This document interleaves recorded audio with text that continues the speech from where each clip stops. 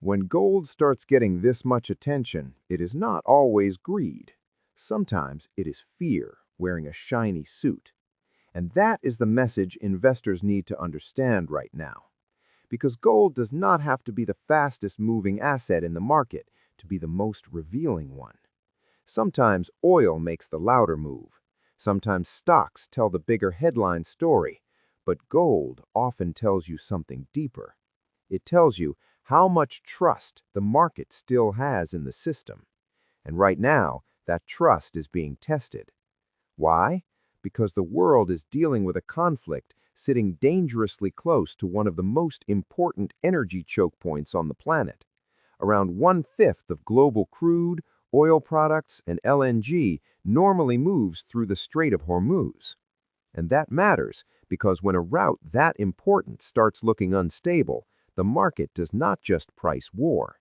It starts pricing energy risk, shipping risk, inflation risk, and broader economic fragility. And we already saw how violent those reactions can be.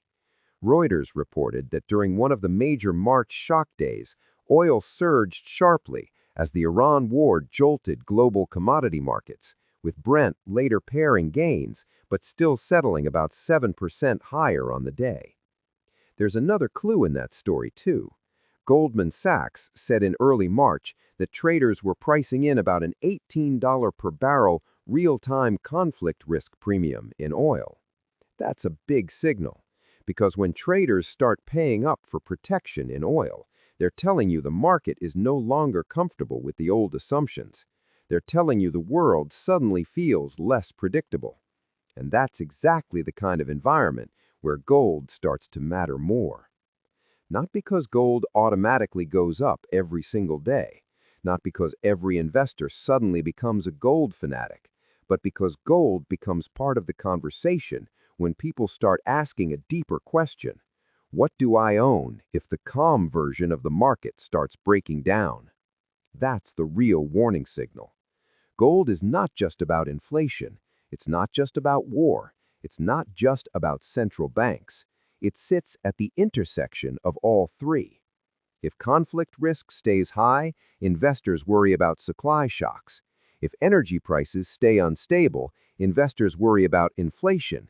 If inflation gets harder to control while growth also looks fragile, investors worry about how policymakers respond. And suddenly, gold is no longer just a metal. It becomes a mirror for uncertainty. That's why this moment matters.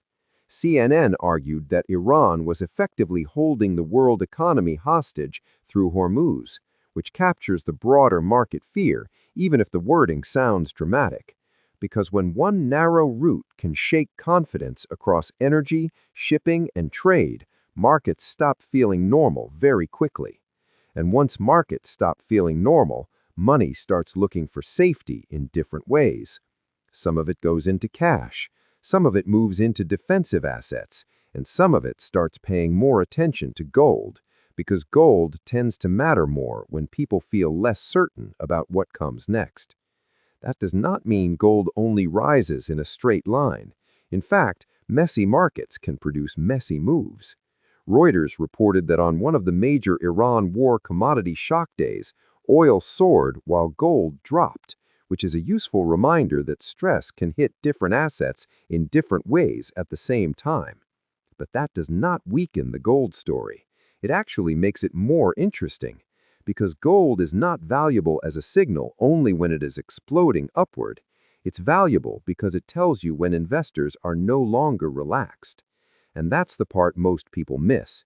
When gold keeps showing up in the market conversation, it usually means confidence is under pressure.